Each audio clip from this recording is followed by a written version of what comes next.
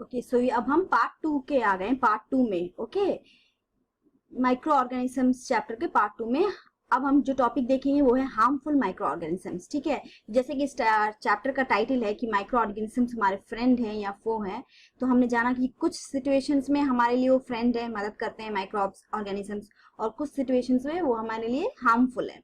तो harmful micro organisms के बारे में अब डिटेल में जानेंगे। तो कुछ माइक्रो ऑर्गेनिजम्स आपको अच्छी तरह से पता है, माइक्रो ऑर्गेनिज्म किसे कहते हैं? जो ऑर्गेनिज्म जो हम नेकेड आई से देख नहीं सकते, जिनको देखने के लिए हमें माइक्रोस्कोप की जरूरत पड़ती है, उसे हम माइक्रो ऑर्गेनिजम्स कहते हैं। तो कुछ माइक्रो ऑर्गेनिजम्स जो हमें डिसीज, बीमारियां फैलाते हैं, चाहे वो पौधों में, चाहे जानवरों में, या चाहे ह्यूमन में, उसको हम क्या कहते हैं? कौन से माइक्रोस्कोप्स कहते हैं? उसको हम पैथोजेंस कहते हैं। ठीक है ना? तो ऐसे micro organisms that causes disease in living organisms, be it plants और एनिमल्स और even human beings, such disease causing micro organisms are called pathogens. तो पैथोजेंस बेसिकली डिसीज कॉज करते हैं, बीमारियां फैलाते हैं। छोटे माइक्रो ऑर्गेनिजम्स जो कि बीमारियां फैलाते हैं, उन्हें हम क्या कहते हैं? पैथोजेंस। आप देख सकते हैं यहाँ पे ये जो पिक्चर्स हैं, ये सब पैथोजेंस हैं। ठीक है, बीमारियां फैलाने वाले पैथोजेंस जो एक जगह से दूसरी जगह बीमारियां फैलाते हैं। Some micro organisms grow in food substance. अब कुछ माइक्रो ऑर्गेनिजम्स जो फूड सब्सटेंस में ग्रो करते हैं, ठीक है, और जहरीले पदार्थ पैदा करते हैं और फूड को जहरीला बनाते हैं। तो ऐसे फूड पॉइजनिंग जो कि बनाते हैं माइक्रो ऑर्गेनिजम्स, उसकी वजह से हमें क्या होते हैं? इलनेस हो जाता है और हमारी मौत भी हो जाती है ना? तो कुछ माइक्रो ऑर्गेनिज्म जैसे कि पैथोजेंस, उनका नाम पैथोजेंस दिया गया है। ठीक है, डिसीज कॉजिंग माइक्रो ऑर्गेनिजम्स हैं वो, तो वो इतने हार्मफुल होते हैं कि यहाँ की खाने की चीजों को वो जहरीला बना देते हैं, और खाना इतना जहरीला हो जाता है कि उसे हम खाएंगे या तो बीमार पड़ जाएंगे या फिर हमारी मौत भी हो सकती है। तो ऐसे खतरनाक होते हैं पैथोजेंस। ठीक है, very harmful, isn't it? So in this case pathogens are are foe, वो हमारे एनिमी हैं, फ्रेंड नहीं है। Some microorganisms spoils material like clothing, leather, wood, है ना? आपने देखा होगा कोई पुरानी लकड़ी है, उसमें फंगस लग जाता है, या पुरानी क्लोथिंग हो गई है, आपके पुराने स्वेटर, जैकेट्स, उसमें अजीब सा व्हाइट कलर का फंगस पड़ जाता है, रूई पड़ जाती है उसमें, है ना? क्योंकि उसमें बैक्टीरिया लग गया है। माइक्रो ऑर्गेनिज्म को क्या कर, कपड़े को धीरे धीरे दीमक लग गया उसमें, किसी लकड़ी में दीमक लग जाता है ना? लेदर, चमड़े की चीजों में भी आपको कुछ माइक्रो ऑर्गेनिज्म उसको खराब कर देते हैं। तो ऐसे माइक्रो ऑर्गेनिज्म जो कि चीजों को खराब करते हैं, चाहे वो कोई सी भी चीज हो, आपके कपड़े हो, आपके लेदर हो, वुड है, लकड़ी का सामान हो, आपका खाना हो, ठीक है, या आपको बीमारी करते हैं, ऐसे माइक्रो ऑर्गेनिज्म को हम क्या कहते हैं? पैथोजेंस कहते हैं। क्या कहते हैं? Pathogens. Okay fine. Next, disease causing micro organisms in humans. कौन से ऐसे माइक्रो ऑर्गेनिजम्स हैं जो ह्यूमंस में आपको डिसीज, बीमारियां फैलाते हैं? तो disease causing microorganisms enter our body through air, water, food, contact or insects. These microorganisms are called pathogens. Obviously, जैसे कि हमने पहले देखा, जो कि माइक्रोऑर्गेनिजम्स हमें डिसीज फैलाते हैं उसे हम पैथोजेंस कहते हैं। तो ये जो माइक्रोऑर्गेनिज्म होते हैं, ये हमारे बॉडी के अंदर कैसे घुसेंगे? एयर, हवा के कॉन्टैक्ट की वजह से, पानी के कॉन्टैक्ट की वजह से, फूड या किसी के में आप संपर्क में आए हो उसकी वजह से हमें बीमारियां होती है। फॉर एग्जाम्पल, किसी को खांसी है, वो खांस रहा है, ठीक है, आप उसके बहुत क्लोज हैं, पास में, आपने मास्क नहीं लगाया, तो उसकी खांसी में जो कीटाणु होंगे, जो माइक्रो ऑर्गेनिजम्स होंगे, जो पैथोजेंस होंगे, वो क्या आपके हाथ में या आपके फेस में कहीं भी पड़ जाएंगे थी, और वो आपको भी बीमार कर देंगे, है ना? तो जब हमें खांसना चाहिए तो मास्क लगा के या दूर हो जाना चाहिए उस पर्सन से जो खांस रहा है, नहीं तो हमें बीमारियां हो जाती। तो थ्रू एयर से, या किसी का झूठा पानी आपने पी लिया जिसको ऑलरेडी जुकाम है, बुखार है, कुछ बीमारी है, और वो झूठा पानी आपने पी लिया, तो जाहिर सी बात है आप भी बीमार पड़ जाएंगे। या कोई ऐसा कीड़ा जिसने एक बीमार व्यक्ति को चबा लिया और काट लिया, और फिर उसकी गंदगी, उसके जो कीटाणु है उस कीड़े के अंदर जाके, और फिर वो कीड़ा आपको भी खा लेगा, मतलब चबा लेगा, तो क्या होगा? आपको भी बीमारियां हो जाएंगी। तो बहुत सारे तरीकों से हमें बीमारियां हो सकती है, हवा से, पानी से, झूठा खाना, पानी, किसी कांटेक्ट में आने से, कोई कीड़ा, ये सब चीजों से हमें क्या हो सकती है? बीमारियां फैलती हैं। और ऐसे माइक्रो ऑर्गेनिजम्स जो कि बीमारियां फैलाते हैं ह्यूमंस में, चाहे वो पानी के जरिए हो, चाहे फूड के जरिए, उस माइक्रो ऑर्गेनिजम्स को हम क्या कहते हैं? पैथोजेंस कहते हैं। Now disease which spread from an infected person to an healthy person are called communicable diseases. अब कम्युनिकेबल डिसीजेस क्या है, ये आपको क्वेश्चन मार्क पूछा जा सकता है। यानी कि ऐसी बीमारियां जो स्प्रेड होती हैं, जो फैलती हैं, एक इन्फेक्टेड, एक बीमार व्यक्ति से एक हेल्दी पर्सन में, उसे हम कम्युनिकेबल डिसीज कहते हैं। फॉर एग्जाम्पल, किसी को कोई बीमारी है, खांसी है, बुखार है, खांसी ले लीजिए, ठीक है, वो इन्फेक्टेड पर्सन है, उसको बहुत निमोनिया हो गया है, और उसका जो निमोनिया वो आप में भी स्प्रेड हो गया, फैल गया है, ठीक है, तो वो बीमारी, निमोनिया बीमारी आप में भी फैल गई क्योंकि आप उस पर्सन के क्लोज कांटेक्ट में आ गए, तो आप में भी वो बीमारियां फैल गई, तो वो बीमारी कम्युनिकेबल डिसीज हो गई, है ना। जैसे cholera, common cold, best example common cold, किसी को खांसी है जो कि आसानी से एक जगह से दूसरी जगह स्प्रेड हो जाएगी, कोई खांस रहा है, आप उसके पास बैठो तो डेफिनेटली फॉर श्योर आपको भी खांसी होगी। उस बीमारी को हम क्या कह रहे हैं, कम्युनिकेबल डिसीज, स्प्रेडिंग, जो कि इजिली स्प्रेड होती है, फैलती है एक पर्सन से दूसरे पर्सन में, एक इन्फेक्टेड पर्सन से दूसरे हेल्दी पर्सन में फैलती है, उसको हम क्या कहते हैं, कम्युनिकेबल डिसीजेस कहते हैं। उसमें से कुछ बीमारियां का एग्जाम्पल दिया गया है, जैसे कोलेरा, ठीक है, जो गंदे पानी पीने से फैलता है किसी इन्फेक्टेड पर्सन पे, फिर उससे हेल्थी पर्सन पे ट्रांसफर हो जाता है अगर उसका झूठा खाना पानी है उसके कांटेक्ट में आ गया तो।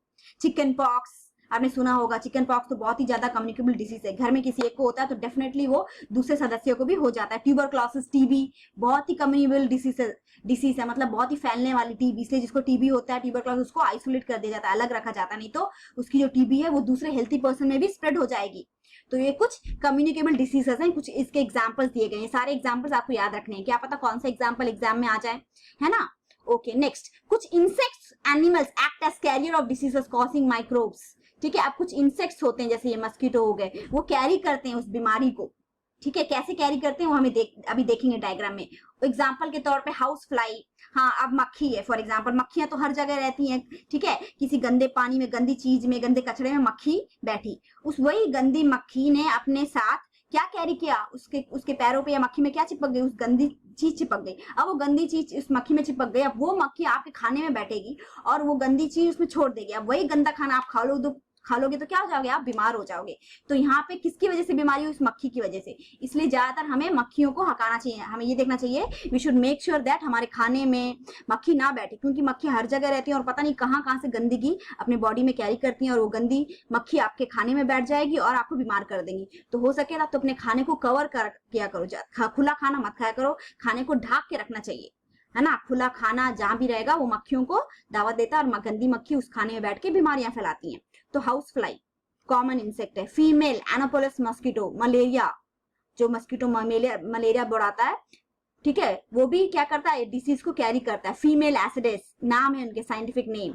मॉस्किटो, डेंगू फीवर भी इन सबसे फैलता है, देखिए ये है पिक्चर, फीमेल एनापोलिस मस्कीटो, ठीक है, जो कि मलेरिया फैलाता है, वो ऐसा दिखता है।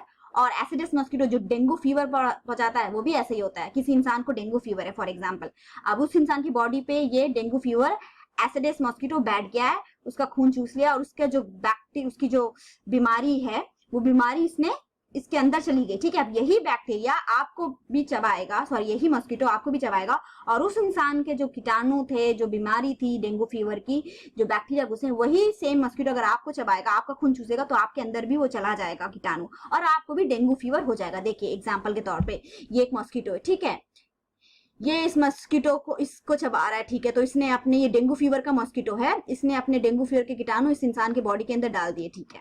अब कोई, ठीक है, अब कोई और दूसरा मस्कीटो क्या कर रहा है, इसके डेंगू फीवर के जो कीटाणु है वो लेके दूसरे पर्सन में ट्रांसफर कर रहा है, तो इस पर्सन को भी क्या हो जाएगा, डेंगू फीवर हो जाएगा, कम्युनिकेबल डिसीज हो जाएगी।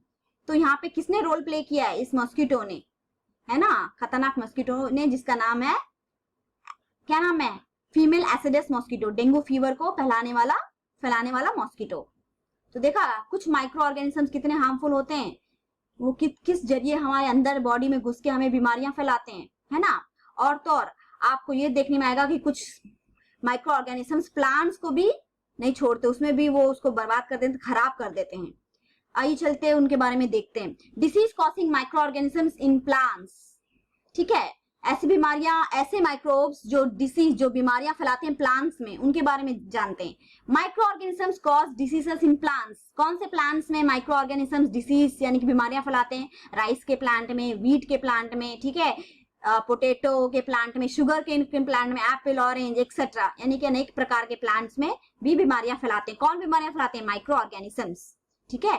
इस डिसीज ऐसी बीमारियां से की वजह से क्या होता है, वो प्लांट रप्चर हो जाता है, बेकार हो जाता है, उसका जो क्रॉप यील्ड होता है, मतलब कितना प्रोडक्शन, फॉर एग्जांपल किसी की गेहूं की खेती है, अगर उसमें बैक्टीरिया माइक्रोब्स नहीं लगेंगे तो वो अच्छी खेती अच्छी फूलेगी फलेगी ना, अच्छा प्रोड्यूस होगा, बहुत टन्स में होगा। और अगर माइक्रो ऑर्गेनिज्म उसे बर्बाद कर देंगे, खराब कर देंगे, तो उसका जो क्रॉप का यील्ड है, मतलब कितना प्रोड्यूस हुआ, एक साल में जितना खेती होनी चाहिए थी वो उतनी हुई कि उससे कम हुई। जाहिर सी बात है अगर माइक्रो ऑर्गेनिज्म ने खराब कर दिया होता तो कम यील्ड होगा, कम प्रोड्यूस होगा, है ना। फॉर एग्जाम्पल किसी ने खेती की कि 1 टन का उसको गेहूं पैदा हो, लेकिन नहीं पैदा हो पाया क्योंकि माइक्रो ऑर्गेनिज्म ने कुछ गेहूं के को खराब कर दिया, कुछ गेहूं के प्लांट्स को खराब कर दिया, तो उतना क्रॉप यील्ड नहीं हुआ। किस वजह से नहीं हुआ, क्योंकि कुछ खतरनाक माइक्रो ऑर्गेनिजम्स ने उस प्लांट को बर्बाद कर दिया, उसमें बीमारियां फैला दी। आप देख सकते हैं पिक्चर्स में दिख रहा है।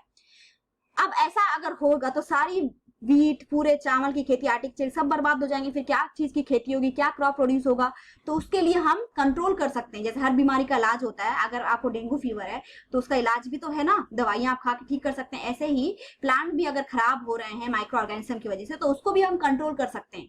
कैसे कंट्रोल कर सकते हैं, केमिकल्स, पेस्टिसाइड्स, उसका इस्तेमाल करेंगे तो जो माइक्रो ऑर्गेनिज्म, जिसको हम एक और नाम से पुकारते हैं, शॉर्ट नाम से माइक्रोब्स, उसको वो केमिकल मार देता है। Okay, they can be control by using chemicals which can kill the microbes. अगर हम नहीं मारेंगे तो क्या होगा, सारे प्लांट्स, पूरी खेती बर्बाद हो जाएगी और कुछ भी नहीं बचेगा, तो उनको मारना जरूरी है। इसके लिए हमें केमिकल्स और पेस्टिसाइड्स का इस्तेमाल करना होता है। देखिए पिक्चर्स में देख सकते हैं कैसे ये फल जो है सड़ गया है माइक्रो ऑर्गेनिज्म की वजह से।